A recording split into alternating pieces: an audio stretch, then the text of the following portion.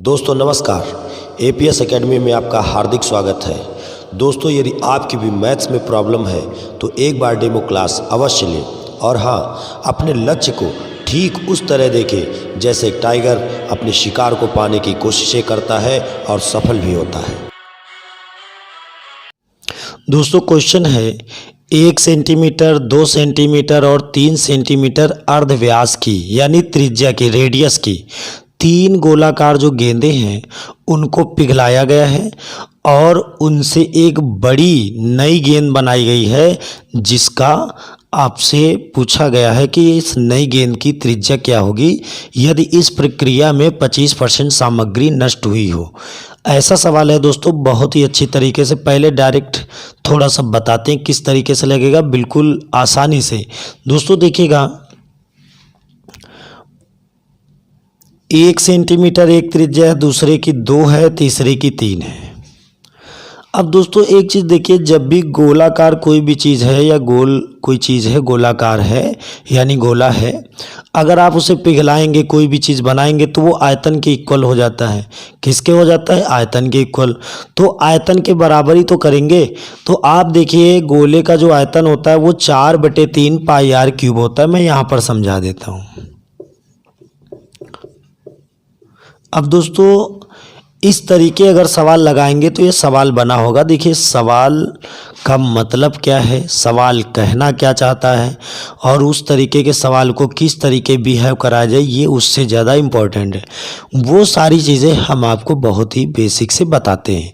चलिए देखिएगा, 1 सेंटीमीटर आप देखिएगा 4/3 पाई, आप इतने को कट कर लीजिए।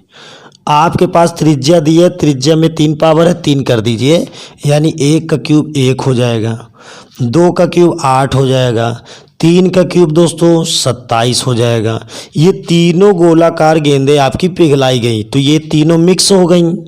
पिघलाई गई भाई तो मिक्स हो गई। अब इन्हीं से मिलकर के कोई एक बड़ी गोलाकार गेंद बनी हुई है, कोई बड़ी बनी है, तो इन तीनों का आयतन मिक्स, तीनों पिघलाई गई तो इन तीनों का आयतन उस बड़ी गेंद के आयतन के बराबर होगा। आयतन के बराबर तो दोस्तों मैंने लिखा आर क्यूब। अब आप सोच रहे हो 4/3 पाई कहाँ गया, तो दोस्तों 4/3 pi r cube, 4/3 pi r cube, 4/3 pi r cube, और ये भी है 4/3 पाई आर क्यूब। इन सबसे 4/3 पाई, 4/3 पाई, 4/3 पाई कॉमन हो जाएगा और इसका 4/3 पाई कटिंग हो जाएगी, तो आर क्यूब ही तो बचेगा। देखिएगा सवाल का भाव समझिएगा, बिल्कुल सिंपल है। अब देखिएगा दोस्तों, ये हो गया 27 और 1 28, 28 8 36। दोस्तों आपसे बोला था कि इस पूरी प्रक्रिया में 25% सामग्री नष्ट हो गई। अब 25% अगर सामग्री नष्ट हो गई है तो ये बची कितनी है? 75%। यानी इसी के मटेरियल से, इसी यहाँ पर न लिख के अगर यहाँ पर लिखे तो ज़्यादा समझ में आएगा। ये तीनों गेंदों का आयतन हो गया है, इसी का 25% सामग्री नष्ट हो गई, तो जो इसका 75% भाव बचा है वो किसी गोलाकार गेंद के आयतन के बराबर होगा। सिंपल है, 25 से 75, 25 चुको 100, 4 ने 36, ये 27, तो आर क्यूब बराबर दोस्तों 27। आर क्यूब बराबर क्या हो जाएगा? 27। तो आर बराबर 3, यानी जो बड़ी गोलाकार गेंद बनी है वो उसकी त्रिज्या क्या होगी? 3 होगी। सिंपल है दोस्तों, आपको मैं ओरली समझा देता हूँ इस सवाल का मतलब। देखिएगा सिंपल कैसे लगाएं।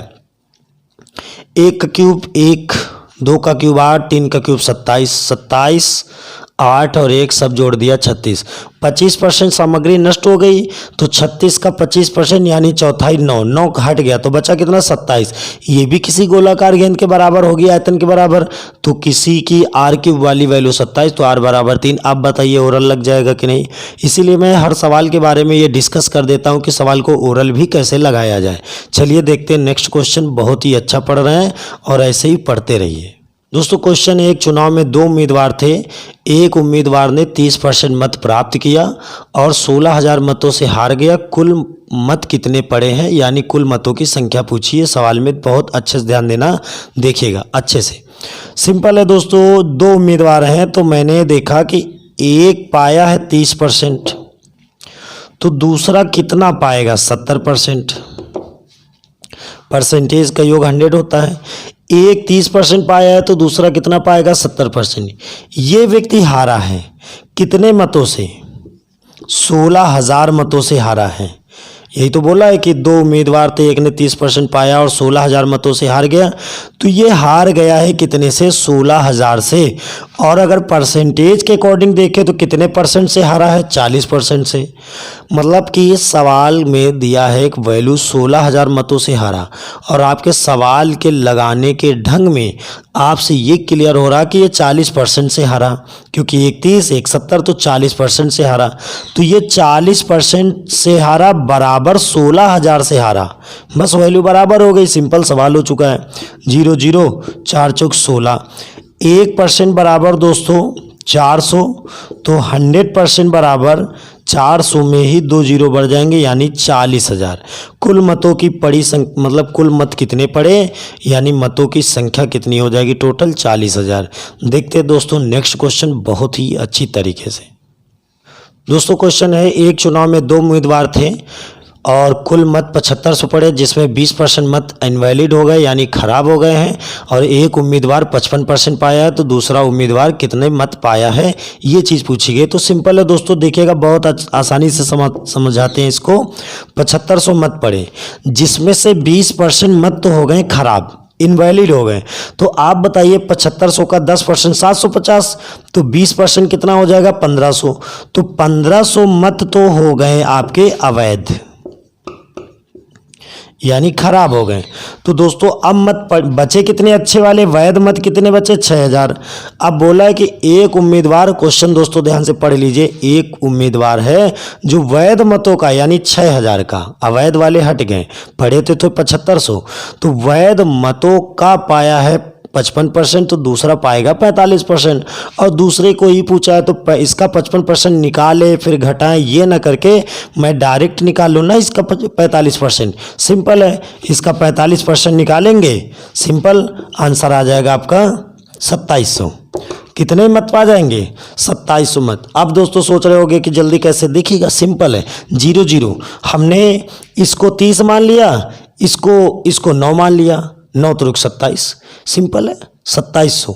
तो दोस्तों सिंपल है, बहुत अच्छे से सवाल समझ में आएंगे। देखते हैं और भी जितने भी सवाल आपको समझाए जाएंगे बहुत ही बेसिक तरीके से और फास्ट भी बताए जाएंगे, जिस तरीके से आपके एग्ज़ाम हॉल में काम हो सके।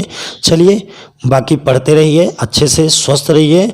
और अगर कोई क्वेश्चंस आपका बीच में 1-2 जो भी 2-4 क्वेश्चंस मैंने छोड़े हैं, अगर कोई क्वेश्चन आपका फंस रहा है तो आराम से हमको कमेंट कर दीजिए कि सर ये नंबर हमें प्रॉब्लम कर रहा है। मैं स्पेशली आपके नाम को लेकर के मैं वीडियोस आपके लिए वो बना के दूंगा। आप परेशान ना होइए, बिल्कुल भी परेशान ना होइए। चलिए ठीक है, धन्यवाद।